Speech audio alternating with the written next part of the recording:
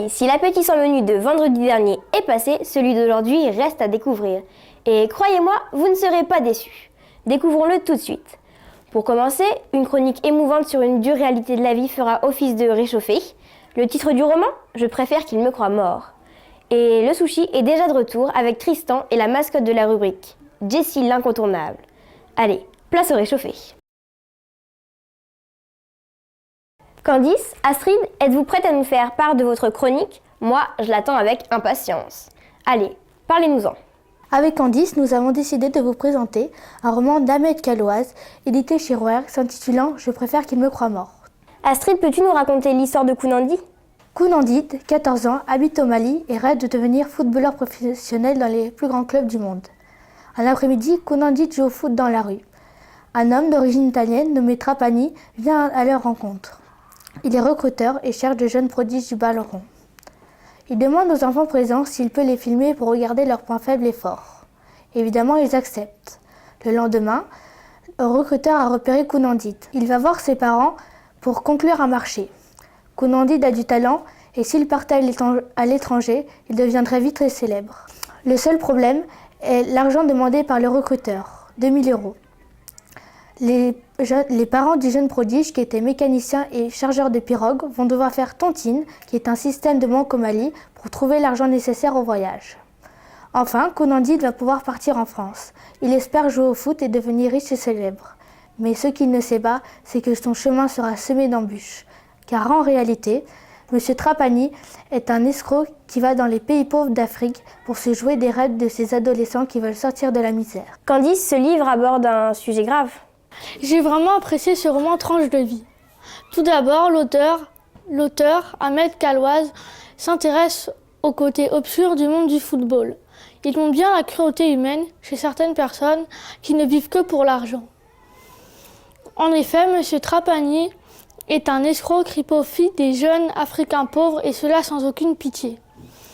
Kounandi et ses amis vont se retrouver en France livrés à eux-mêmes. Les adultes les ont abandonnés les uns après les autres. Ils ont été sous la responsabilité de plusieurs personnes en peu de temps. Ils ne mangeront que des bananes et ne vivront que dans des hôtels miteux. Il s'agit d'une sorte d'esclavage moderne dans le monde du football.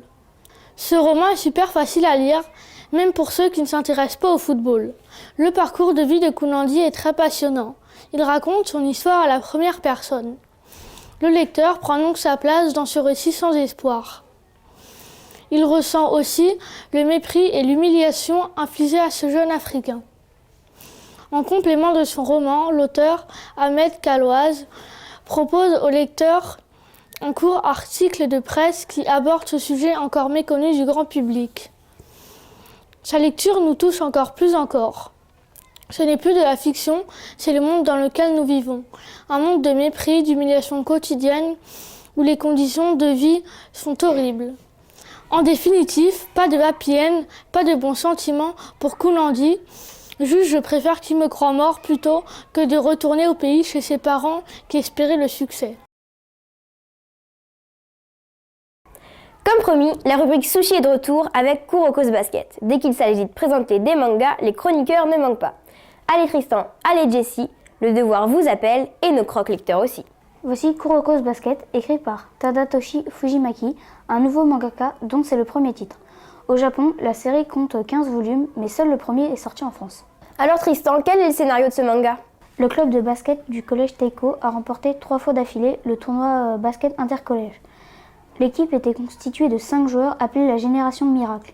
Tous étaient d'accord pour dire que le 6e joueur, un joueur que personne ne se rappelle, était le plus fort. Ils se sont séparés à la fin de la 3e. Au lycée Seiren, c'est le jour des inscriptions au club. Kagami, de retour de son voyage aux États-Unis, choisit évidemment le club de basket. Un autre élève du nom de Kuroko s'est lui aussi inscrit. Il a la faculté d'avoir fait partie du collège Teiko. Lors de l'entraînement, la coach, qui a la capacité d'analyser et de donner des conseils aux joueurs, voit que Kagami a beaucoup de talent. Mais en analysant Kuroko, un petit joueur qu'elle n'avait pas remarqué et qui aurait soi-disant fait partie du collège Teiko, elle se demande ce qu'il fait là. Il est très faible et il n'a aucune capacité. Son seul pouvoir est de pouvoir se rendre invisible sur le terrain, ce qui est au final très avantageux pour le jeu collectif. On va découvrir aussi qu'il avait fait partie qu'il était le 6e joueur de la génération miracle. Kagami, lui, il déteste ces joueurs parce qu'il trouve qu'ils sont un peu trop frimeurs ou tout ça. Donc il décide de se venger et de les affronter un par un. Kuroko lui propose donc de l'aider parce qu'il avait des relations assez froides avec eux. Lors d'un match amical contre le lycée Kaijo, ils retrouvent Ryota Kise, un des membres de la génération miracle. Mais les ennemis ne les prennent pas au sérieux et lors du coup d'envoi, Kagami détruit le panier grâce à une passe décisive de Kuroko. Kiss rentre alors sur le terrain et dévoile sa capacité, pouvoir copier les techniques de tous les joueurs, son seul point faible, Kuroko qui est imprévisible. En tout cas, ce manga a réussi un dunk dans mon panier de livres. Et toi, Jessie, en tant que spécialiste du manga, qu'en as-tu pensé? Le manga Kuroko's Basket est un titre très accrocheur et très original. Tout d'abord, il n'y a pas beaucoup de mangas de sport traduits en France. En effet, les plus connus sont Ace Shield 21 sur le football américain, Prince du tennis sur le tennis, bien évidemment, ou encore Captain Tsubasa, alias Olivier Tom, sur le football. Pour le basket, le plus connu est Slam Dunk, qui est paru en France. Kuroko's Basket vient donc s'ajouter à cette petite liste de mangas. Le lecteur est parti pour une suite de matchs plus intenses les uns que les autres. Ensuite, les dessins sont très précis. Ainsi, les détails comme les gouttes de transpiration ne sont pas oubliés. Les mouvements techniques des joueurs sont très bien dessinés. On a l'impression de voir le joueur bouger grâce à des découpages des mouvements. De plus, l'introduction entre chaque chapitre, reprenant des scènes de l'histoire pour en faire des sketchs, rend la lecture plus drôle. De plus, le fait que Kuroko et Kagami soient les deux héros de ce manga est étrange. En effet, on est habitué à avoir un seul héros et non un duo. De plus, on se demande comment ces deux personnages vont faire pour s'améliorer, car ils ont déjà un excellent niveau. D'habitude, le héros commence dans la pratique d'un sport, puis s'améliore peu à peu pour devenir le meilleur joueur du pays. Dans Kuroko's Basket, nos deux héros affrontent des joueurs confirmés, faisant partie de la génération miracle, qui sont d'autant d'obstacles dans leur progression. En définitive, je conseille ce manga aux amateurs de Slam Dunk, de Takehiko Inoue, et surtout à ceux qui cherchent un manga où le sport ne manque pas. Sushi réussi.